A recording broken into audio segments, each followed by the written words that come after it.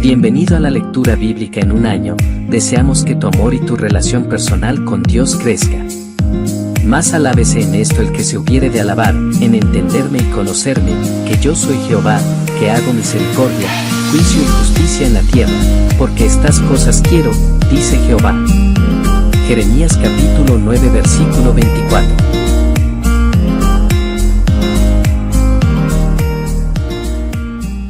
El libro de Números, capítulo 21.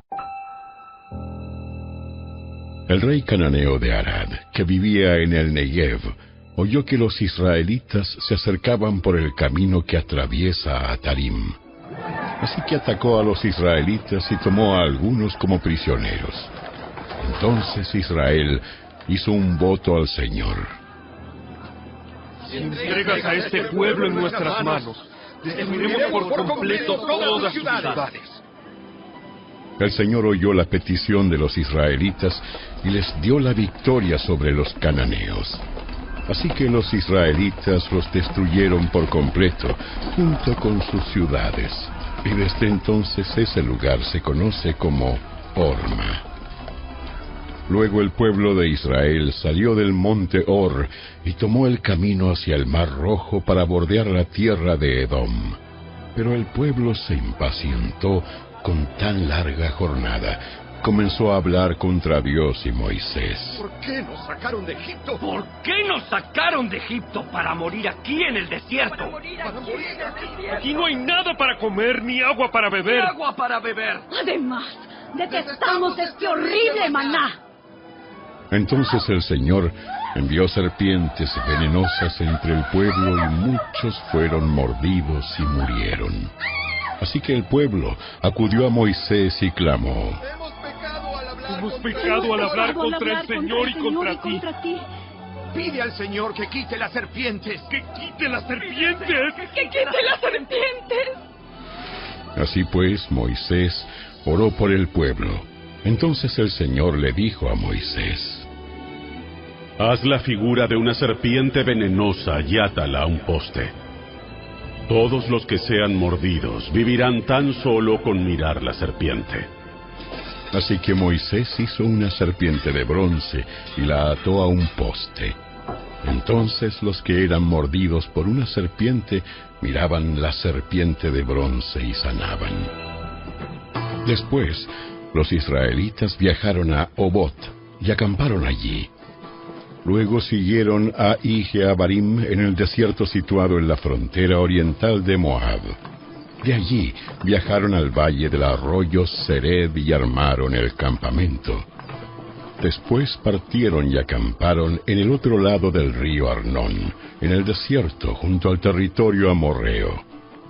El río Arnón forma la frontera que divide a los moabitas de los amorreos. Por esta razón, el libro de las guerras del Señor habla de la ciudad de Baev, en la región de Sufa, de los barrancos del río Arnón y de los barrancos que se extienden hasta los asentamientos de Ar, en la frontera de Moab. De allí, los israelitas viajaron a Beer, el pozo donde el Señor le dijo a Moisés: Reúne al pueblo y yo les daré agua. Allí los israelitas entonaron el siguiente canto: ¡Brota, oh pozo! ¡Sí! ¡Canten sus alabanzas! ¡Canten de este pozo! ¡Que príncipes excavaron!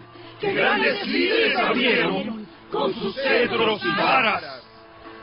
Luego los israelitas salieron del desierto y pasaron por Mataná, Naaliel y Bamot. Después fueron al valle en Moab, donde está la cima del monte Pisga, con vista a la tierra baldía. Después los israelitas enviaron embajadores a Sehón, rey de los amorreos, con el siguiente mensaje: Permítenos atravesar tu territorio.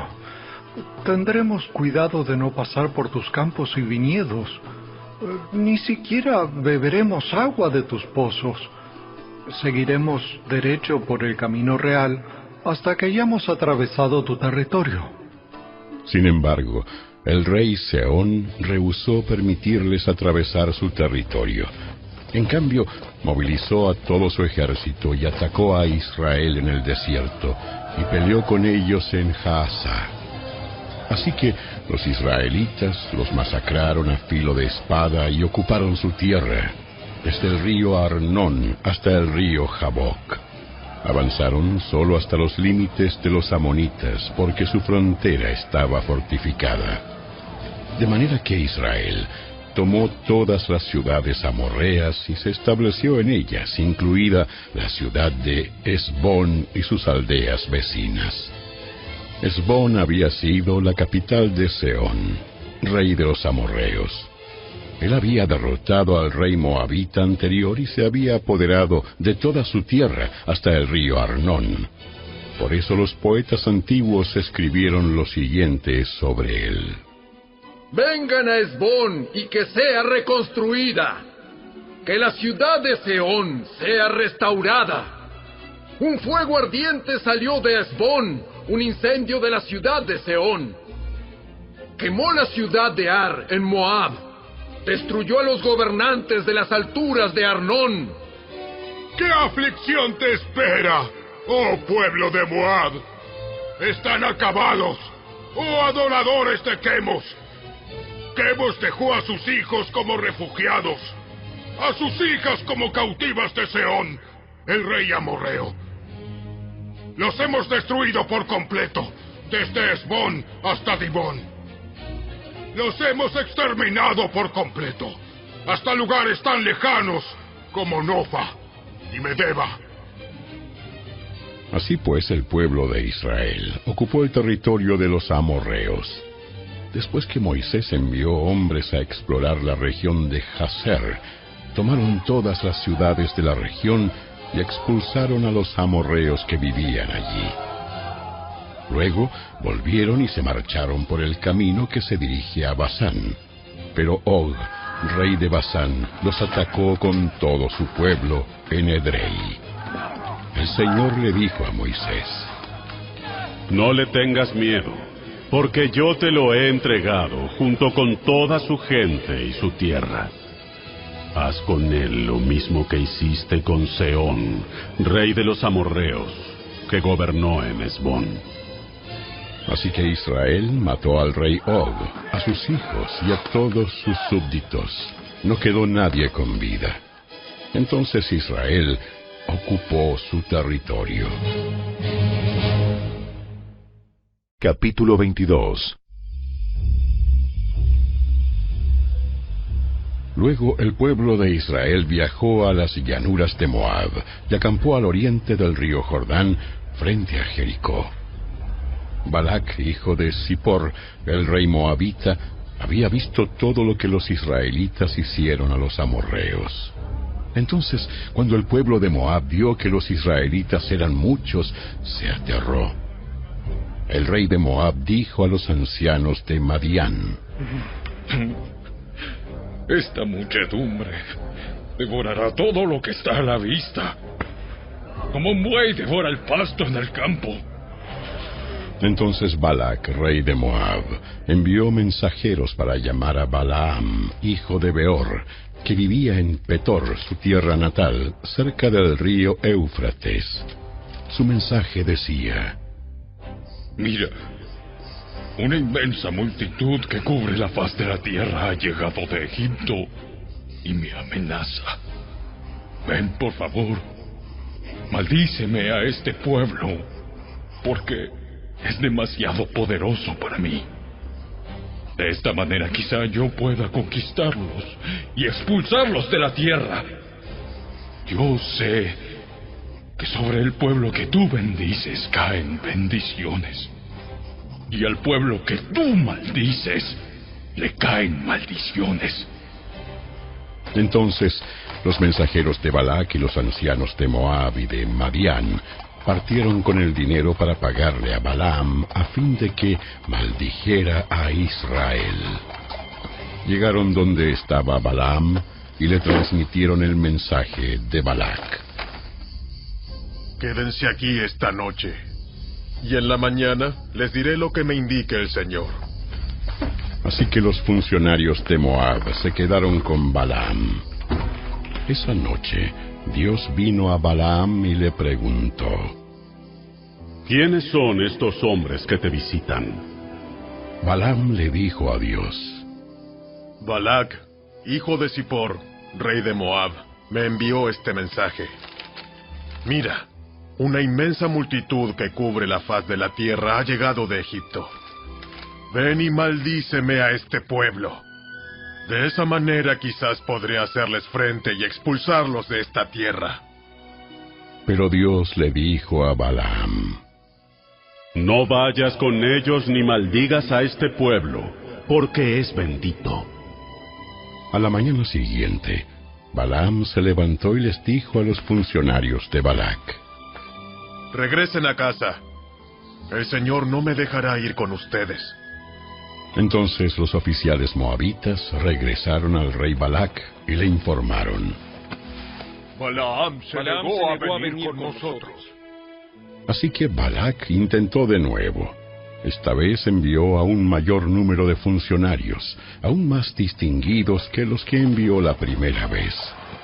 Llegaron donde estaba Balaam y le transmitieron el siguiente mensaje: Esto dice Balac, hijo de Zippor.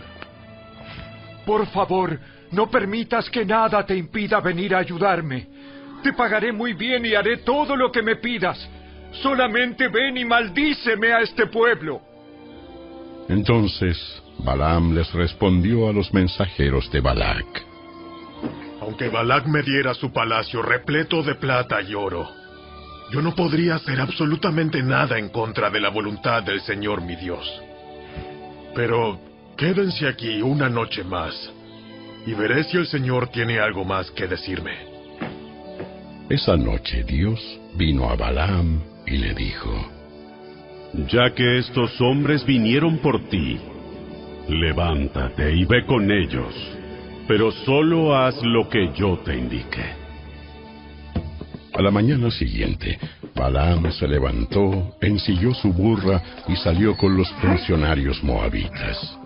Pero Dios se enojó porque Balaam iba con ellos, así que envió al ángel del Señor a pararse en medio del camino para impedirle el paso. Mientras Balaam y 2 de sus sirvientes iban montando, la burra de Balaam vio al ángel del Señor de pie en el camino, con una espada desenvainada en su mano. La burra se apartó del camino y se desbocó hacia un campo, pero Balaam la golpeó y la obligó a regresar al camino. Entonces el ángel del Señor se detuvo en un lugar donde el camino se hacía estrecho entre las paredes de 2 viñedos. Cuando la burra vio al ángel del Señor, trató de pasar, pero aplastó el pie de Balaam contra la pared. Así que Balaam la golpeó de nuevo. Entonces el ángel del Señor se adelantó y se plantó en un lugar tan estrecho que la burra no podía pasar del todo. Esta vez, cuando la burra vio al ángel, se echó al suelo con Balaam encima. Entonces Balaam, furioso, volvió a golpear al animal con su vara.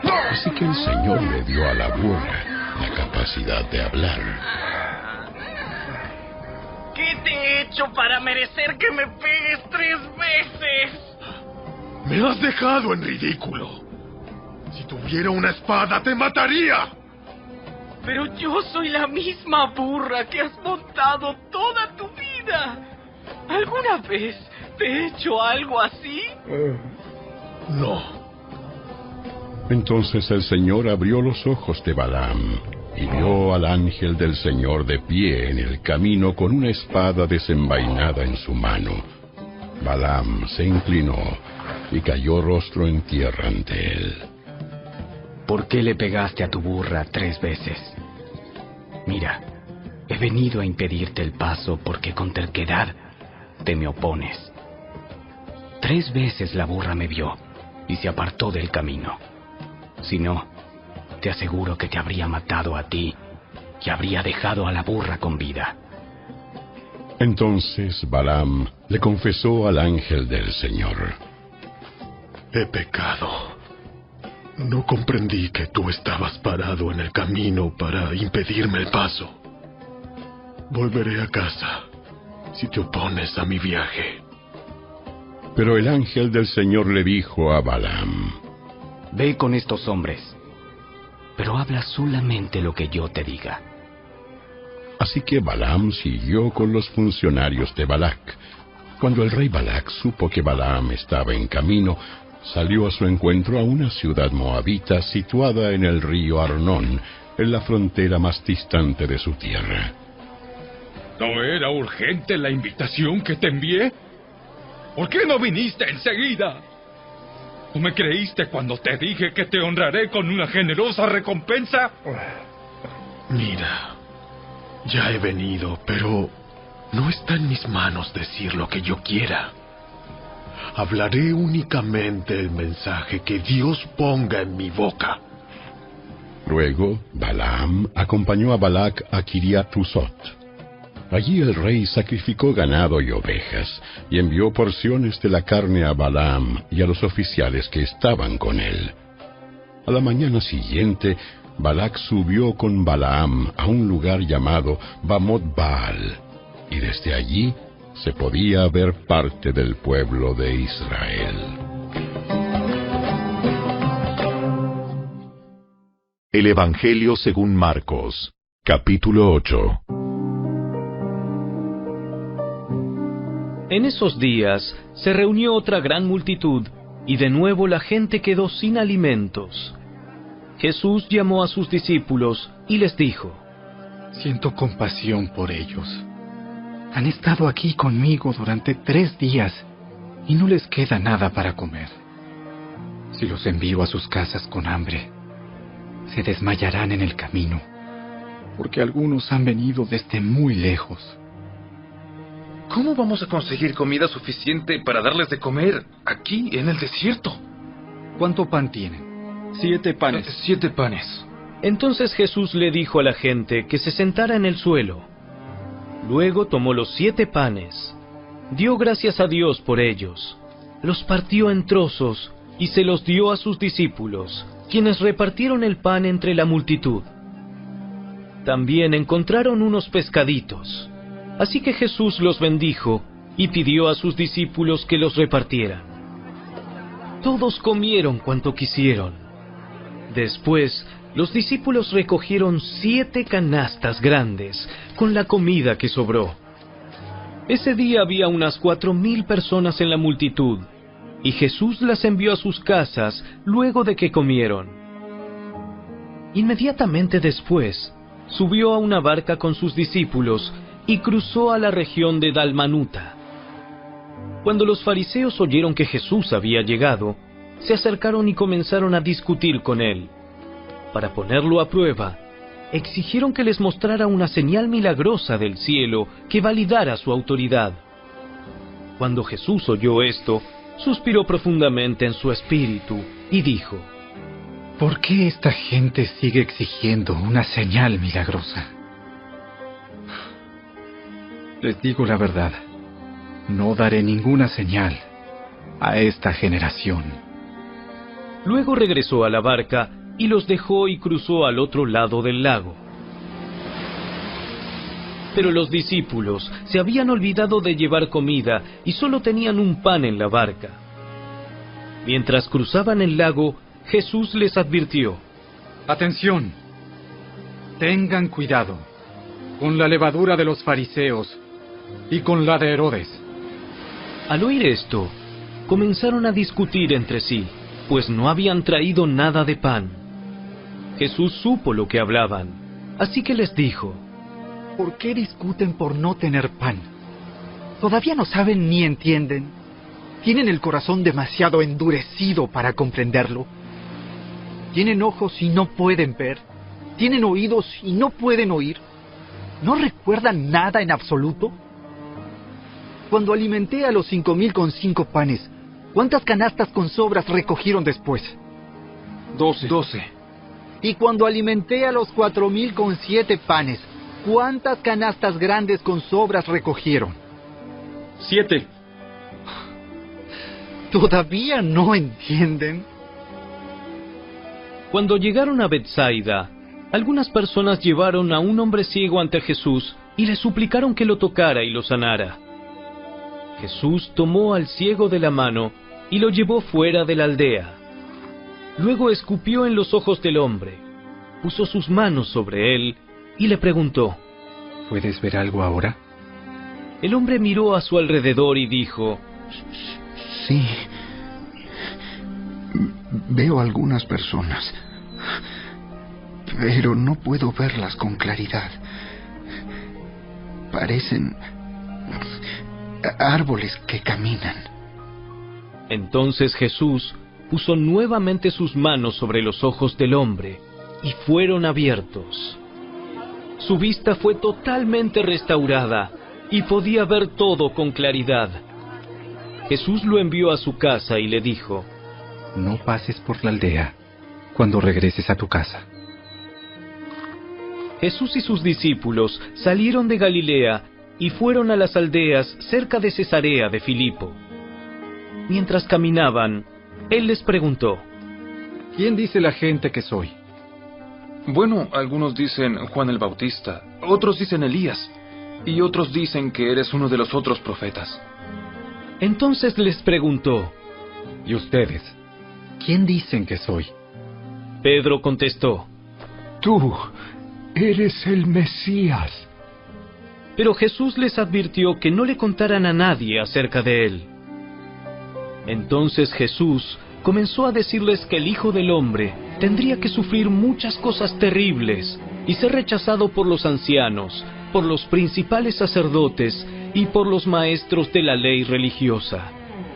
Lo mataría, pero 3 días después resucitaría. Mientras hablaba abiertamente de eso con sus discípulos, Pedro lo llevó aparte y empezó a reprenderlo por decir semejantes cosas. Jesús se dio la vuelta, miró a sus discípulos y reprendió a Pedro. ¡Aléjate de mí, Satanás! Ves las cosas solamente desde el punto de vista humano, no del punto de vista de Dios. Entonces llamó a la multitud para que se uniera a los discípulos y dijo: Si alguno de ustedes quiere ser mi seguidor, tiene que abandonar su propia manera de vivir, tomar su cruz y seguirme. Si tratas de aferrarte a la vida, la perderás. Pero si entregas tu vida por mi causa y por causa de la buena noticia, la salvarás. ¿Y qué beneficio obtienes si ganas al mundo entero, pero pierdes tu propia alma? ¿Hay algo que valga más que tu alma? Si alguien se avergüenza de mí y de mi mensaje en estos días de adulterio y de pecado, el Hijo del Hombre se avergonzará de esa persona cuando regrese en la gloria de su Padre con sus santos ángeles.